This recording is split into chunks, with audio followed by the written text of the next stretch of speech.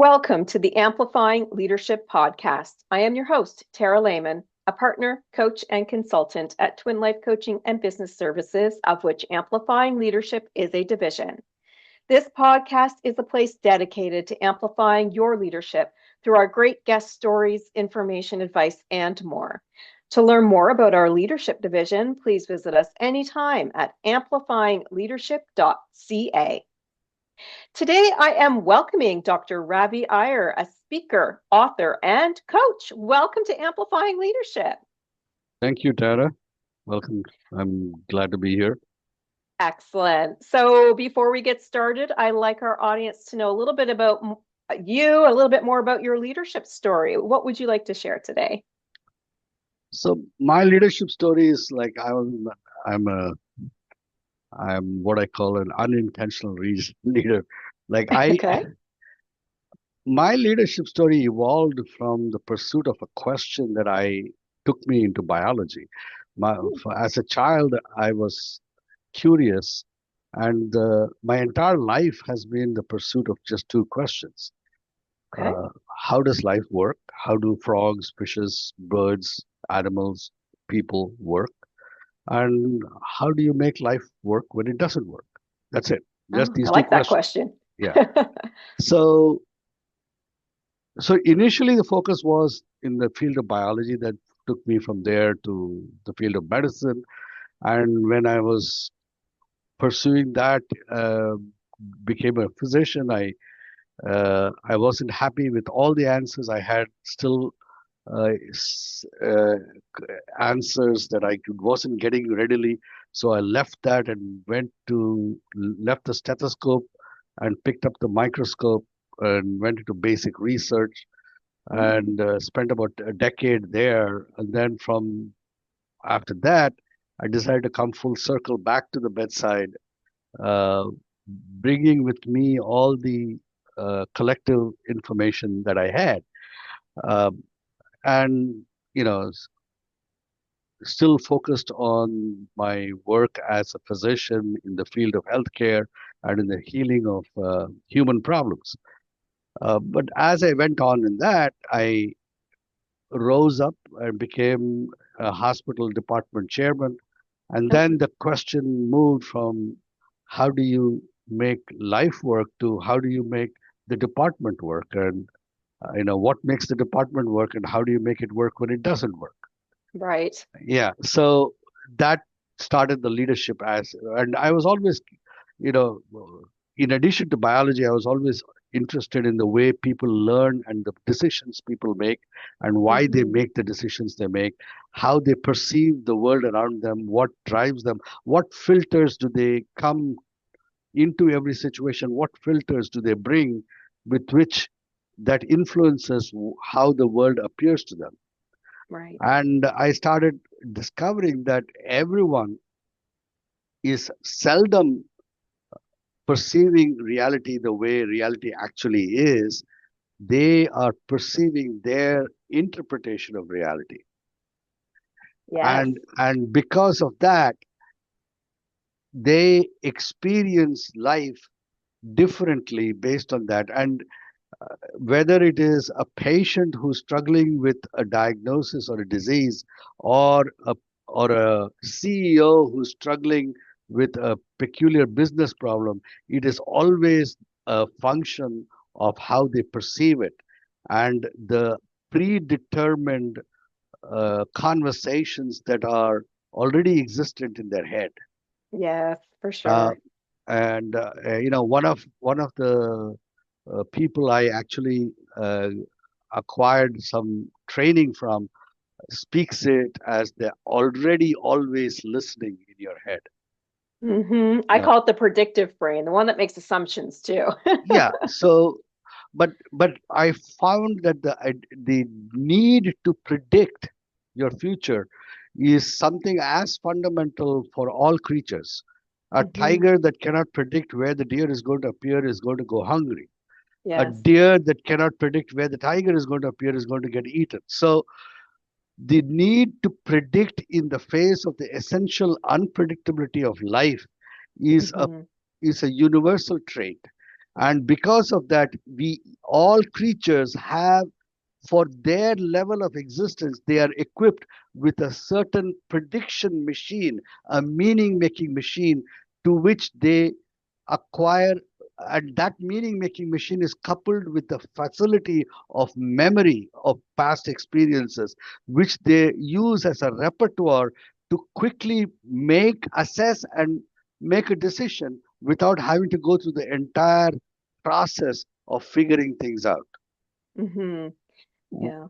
While this process actually makes it easy for people to navigate life, it is also a highly inaccurate situation because life is never the same. So, Mm-hmm. what we are living is the vast majority of people are living life as an approximation, not as actuality. Mm-hmm. Yes. Yeah, And I agree there. And that approximation gives rise to misunderstandings and gives rise to errors in judgment and Mm-hmm. experience. And many people seldom, most people seldom devote themselves to constantly do an error check. They don't. They Mm-hmm. make their assumption, move on, and then they make subsequent decisions down the path that takes them down a course that is Yes. far skewed from where they could have gone. Yeah, I agree. So everyone from time immemorial, from Buddha to Jesus to the present day gurus have been saying, "Oh, you got to be present." But they talk about being present as an abstraction. Mm-hmm. No one actually teaches presence as an actual action that they can do. Mm-hmm.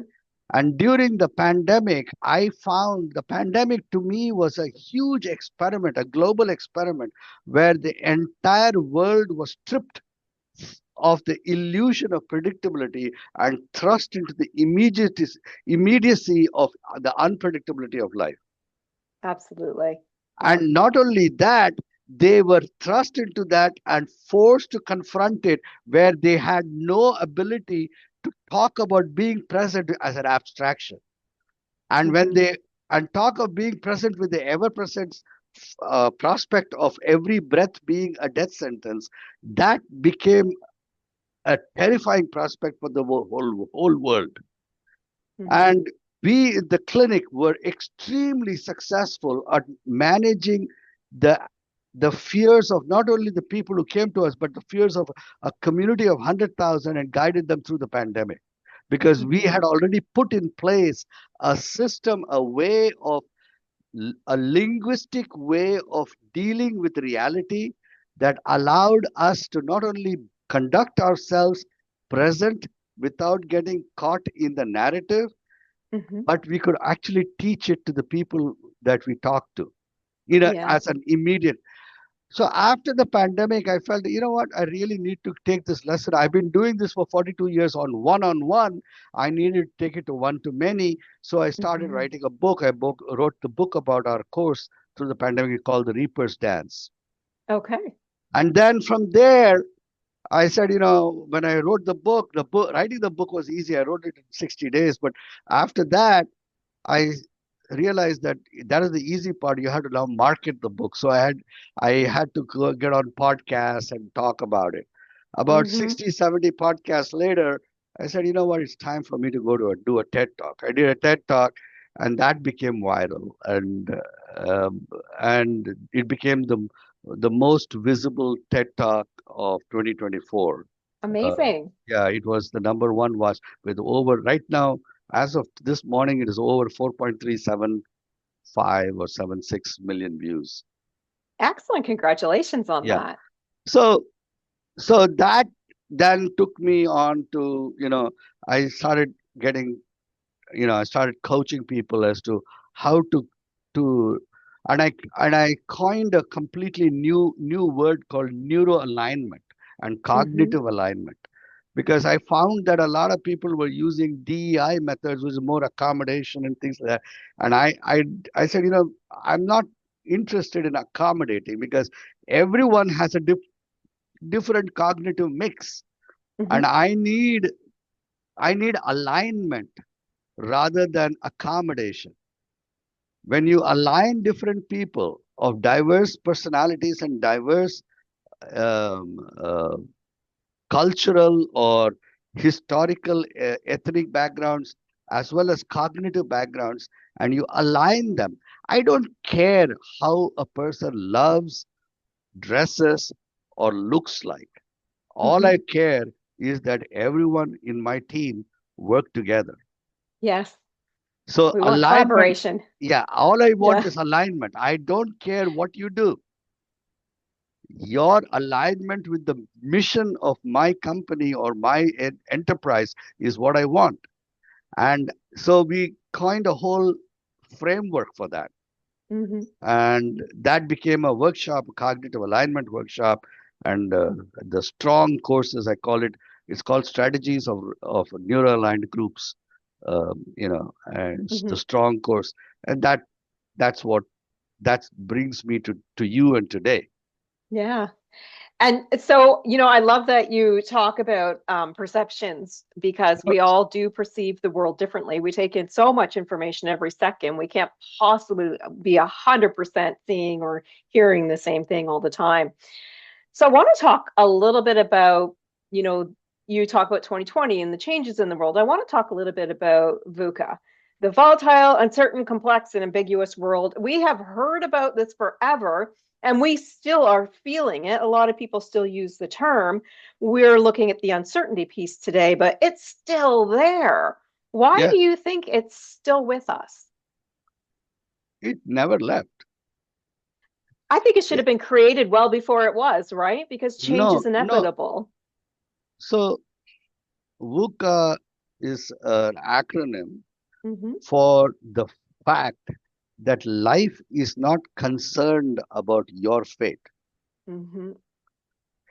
Uh, Life is and like, it is like sitting in my chair and trying to wish that the earth rotates around the sun in a different way. Right. Yes. Yeah. So we human beings are deluded by their ability to create narratives of their experience Hmm. because their narratives is confused by them as if it is reality. It is not. Hmm. It is a description of the meal. Like a menu is a description of the meal. Right. Imagine if everyone went into a restaurant and decided to eat the menu instead of eating the meal. But that's exactly what people are doing. They are eating their Hmm. descriptions of their experience and then Hmm. complaining as to why their life tastes like cardboard, insipid, flat, has no taste, boring. Yes. VUCA is VUCA existed for the Stone Age man too. It existed for the caveman. It existed for the Neanderthal man, Exactly. and Yeah. it is going to exist in the 30th century also. Hmm. Because VUCA, yeah, as long as the only way you can deal with VUCA is to embrace VUCA as your fate. Yes. So let's talk a little bit about that when it comes to leadership, because we have people out there who are trying to manage teams. That uncertainty is obviously big in the business world right now, and it's a big challenge because there's no certainty about anything. What are there any strategies that leaders can use to help strengthen people's ability to lead or the people in their team around uncertainty? Yes, What do you, okay. it's called being your word. Most people don't Okay. have that idea at all as to how to be their word. For example, today, is there anything like, have you ever been late? I think we've all been late for something at some point. Yes, Yes, all right. When you were late, did you offer a reason? of course. Yes. And I hope most people do, but some don't. But I always did. In my clinic, no one is allowed to ever give a reason. This is a simple thing. You are late, you are late. Hmm. Where the people go around giving reasons because they want to know why you're late. The why of why you're late does not change the effect of being late. Fair enough. Yes. So what we say is, people come to my clinic and they say, I'm late because I was stuck behind the school bus, as if being late because being stuck by a school bus is somehow superior to being late simply because you did not choose to come on time. Right. So I'm not interested. So here's what we do in our clinic. I am late. I acknowledge that I am late. What impact in your life do I have to clean up because I am late? And I give you my word that I won't be late again. Now, there are several things in this. Mm-hmm. People talk about being their word and breaking their word as if it's a moral failing. We interpret reality as if it's morality. Right. I took the morality out of it in my operations. Mm-hmm. Let's stick to the physicality of it. You can deal with physicality. You can't deal with morality. It's what's in our control and what's not, right? If you are late, Yeah. you were late Yeah. because you did not take into account variables that would have made you late. Mm-hmm. Exactly. Yeah. That's all. Yeah. So the other thing is, in my clinic, if in my the organizations I run, if somebody makes a mistake, I don't ever ask why they made it. Mm-hmm. Like, I only ask, do you know what you should have done? If you don't know, then let's find out what you should have done. The lesson learned, right? It, whatever it is, what should you have done? Because it will never be the Mm-hmm. same lesson, because the Mm-hmm. situation will always be different. Even though Yes. the nature of the breakdown may be the same, the situation will be different. So the lessons would have to be learned differently. So Of you can't course. Yeah. apply the lessons across the board. So here's the thing. Do you know what you should have done? If you don't, Mm-hmm. let's find out. Let's Mm-hmm. go on a discovery as to what should have been done. If you Mm-hmm. don't, if you know what you should have been done, then let's clean up and not do it. That's all. Mm-hmm. I'm not interested. And the cleanup is, if if one person made a mistake, the whole clinic cleans up. Teamwork. Clean it up. Yes. The Like that. the work of fixing is not on the person who made the mistake. It is on everyone. So guess what happens? Nobody makes a mistake because nobody wants to make their partner do their cleanup. Right. Do you find So some mistakes are just going to happen regardless? yeah, that's Yeah. the way life is. Yeah, we're human, right? Yeah. Yeah. So Yeah. mistakes is the cost of living. Mm-hmm. So I'm not interested in the mistake. I'm interested in the cleanup. Yes. Cool. Yeah. And I'm interested in the cleanup and in the attention to the issues that caused a mistake. Mm-hmm. And the acceptance that you will make it again. So people, you know why they don't like it? Because they don't like the penalty of the cleanup. Right. So Yes. they want to know who did it. They The want to finger know, pointing. they want to know who to blame, Mm. who to punish. In my clinic, everyone punishes themselves. I call it the grandmother philosophy. You know what my grandmother used to do? What's that? So we were 10 cousins. Mm-hmm. My grandfather had a big family. All right. So all of us grandchildren were all cousins. If one of us did something wrong, everyone got paddled because all the other children were told, why did you start? Why did you let him? You saw him. Why did you let him do Mm-hmm. it? So Right. you did not watch out for the integrity of your teammate. You know what that helped us? Kept us alive during the pandemic because Mm-hmm. no one allowed anyone to have a break in their infection control. Right. Right. So no one allowed anyone's see, people talk about integrity as being honest. No, we talk about integrity as being whole and complete. Mm-hmm. When you break your word, you are out of integrity. Yes. I want to ask you something about this because we know uncertainty is fear. And obviously, through even the pandemic, everybody was very fearful of a lot of things, but teams get fearful of uncertainty as well. Employees, fear of uncertainty. How do we continue to build the trust with them when they have that fear of uncertainty? What is it? What would you say to that question? So there are three things that will make you fearless: integrity, Hmm. being your word, keeping your word, and fixing the upset caused by breaking your word, and recommitting to your word. That is Hmm. integrity. Hmm.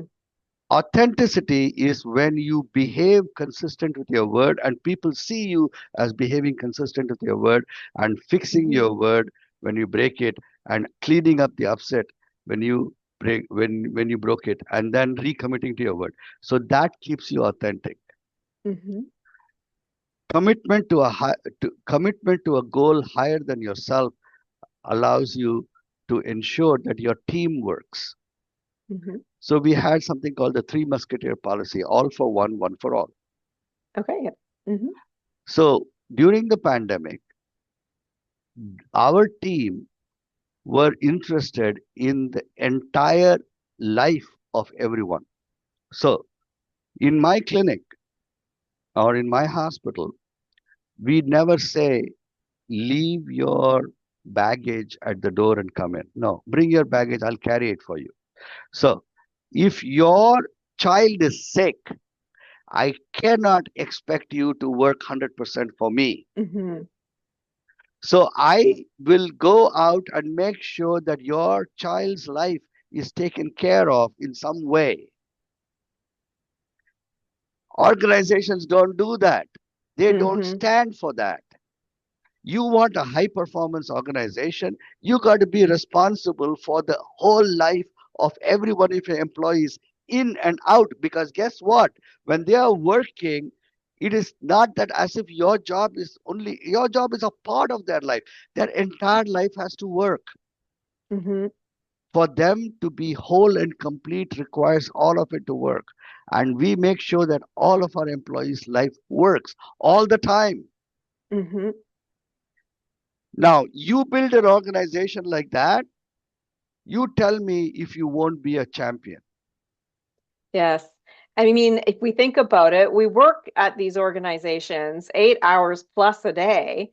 Of course, life is coming into the door. It won't not So come guess into what the they door, do? right? So guess what they do? They lie. Hmm. They say that they left it at the door when they carry it with them into the clinic. Hmm. The first thing that we remove is that lie, because that lie corrupts your behavior.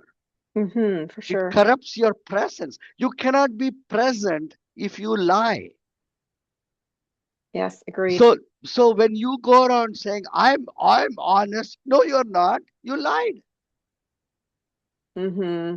And people don't talk to each other like that. Yes, yeah. We want them to be honest and even share if there's But we something. don't say it, right? When we say, Yeah. how was your day? We are shocked when they actually say it was bad. But we Wow. Yeah. don't. See, Yeah. if We you need to if ask. somebody comes and says, how was your day? You expect them to say. If they say no, I We sometimes expect the just, word fine. That's what yeah, usually comes. It's yeah, fine. yeah. You know what? Yeah. You know what? I sometimes just to jerk everyone around, I say it was great until I saw you. Just for just to Just for some fun. just to shake them up. Yeah. Yeah. Yes, it was great until I saw you. And then they say, what do you mean? What did I do? I said, no, we'll have to see if it'll be great anymore from now on.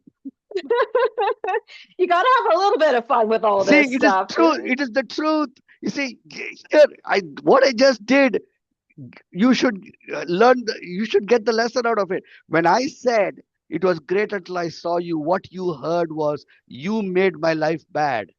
Hmm. Did you do That's you the see assumption that we do, make, of do you course. see do Yeah. you see the filter? Yes, Do you see absolutely. the Yes. story? Yes, I talk about the assumptions And a you would, lot with my and clients. Yes. imagine you would, if you went away thinking that, man, that guy is rude. Yeah. But in It changes reality, perception. if you actually ask, oh, what did I do? What would I say? Well, it remains to be seen how great it will be now that I've seen you. Yes. See, Yes. do you see Oh, absolutely. Yeah. my statement is real, it is physical, it is quantifiable, black and white, no grays.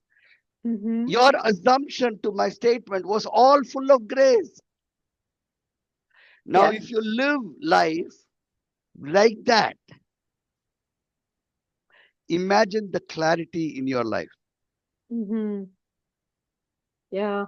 So we have to start to sum up our conversation from today, which has been very good and interesting because we're talking about a lot of things that people worry about, the uncertainty and all that kind of stuff, but also the assumptions we make that we need to leave behind. If you wanted to give that one piece of advice to our leaders out there about how, they can, a tip they can share with their teams that will help build the less fear around uncertainty, what would you say that is? I'll tell two statements very quick. Sure. Yes, absolutely. There is, in this day and age, there is a program that you can do. It's not mine, but Hmm. mine is a good supplement to it, and Okay. actually, it's a good lead into that. And I would encourage any one of your people to come and bring me in to do a cognitive alignment workshop. But Sure. Yeah. but there is a program that you can do that will take you, and I do it also. People need to get to the cliff edge of the recognition that their lived experience is nothing but the language of their conversation, dancing and playing out across the matrix of their awareness. Hmm. Yeah. When you come to that cliff edge and you stare out into the abyss of your life and your abyss of your existence, it is extremely uncomfortable. But Hmm. if you stay on that edge long enough, you suddenly become extremely liberated because suddenly you realize that you can truly craft your life if you had control over the language that goes on in your head. Hmm. And the fear you experience is only because you don't know how to control that language. Right. What I do in cognitive alignment is show you tools that will get you to that stage. But Okay. if you want true mastery, there is a program called, it's done by a company called Landmark Education. It's a program Hmm. called the Forum, right? And Hmm. I would encourage anyone and everyone to go and do it. Okay. It is very, very powerful. Appreciate the resource. All right. And people can do their research on Landmark Forum and you'll get all Hmm. kinds of opinions. Throw the opinions out, go discover it for yourself. It is, it Hmm. is, it is the best 3 days. It's 3 intense days of 12 hours each. It is Hmm. 3 intense days that you will spend and you will come out transformed. Excellent. Thank you very much for that resource for everybody as well. Now, I assume you also have a website or something where Yeah, you have your own, your book or yeah, whatever yeah, on yeah. there. Where can people find you online? Go to www.d Hmm. as in David, R as in Robert, I as in India, Y as in yellow, E as in Emily, R as in Robert.com, Okay. driyer.com. Okay, And you perfect. can put it in your show notes. Of course. Yeah. Yes. And they can get your book and stuff there too. Yeah, you can get all links on to all my books. They're all on Amazon. You can get it. Excellent. There is a book that's coming out. It's called the Win the Crowd is my most recent book that's come out, and I would recommend everyone to read it. But there's a book that's going to come out in the next probably 3 to 4 weeks that I've just finished the manuscript and going through the editing phase. It's a 3-volume book. It's called Win the Crowd field manual. Oh, excellent. Okay. And it And might be out by the time that this podcast yeah, yeah, actually yeah, it hits will the be out. air. So Yeah, it will yeah, be out. absolutely. Yeah, it is. It gives you the actual exercises that each one of you can do to build your teams and go on, you know, things like that. Excellent. Thank you so much for that and for the resources and Yeah, for sharing all your insights today. Greatly appreciate your time. thank you. Of course, we both want to thank you, our audience. We do hope you gained some valuable insights or tips from today's conversation with Ravi. If you enjoyed this episode, be sure to leave us a great rating. This helps us and our guests like Ravi reach even more leaders with these important stories, tips, and advice. We love helping other leaders grow and thrive, and we would love for you to consider our brand new Amplifying Leadership Circle community. You do not need to lead alone. We know that leadership is better when we do it together. For more information about our community and all of our leadership services, please visit us anytime at amplifyingleadership.ca, a division of Twin Life Coaching and Business Services. Until next time, remember, leadership matters.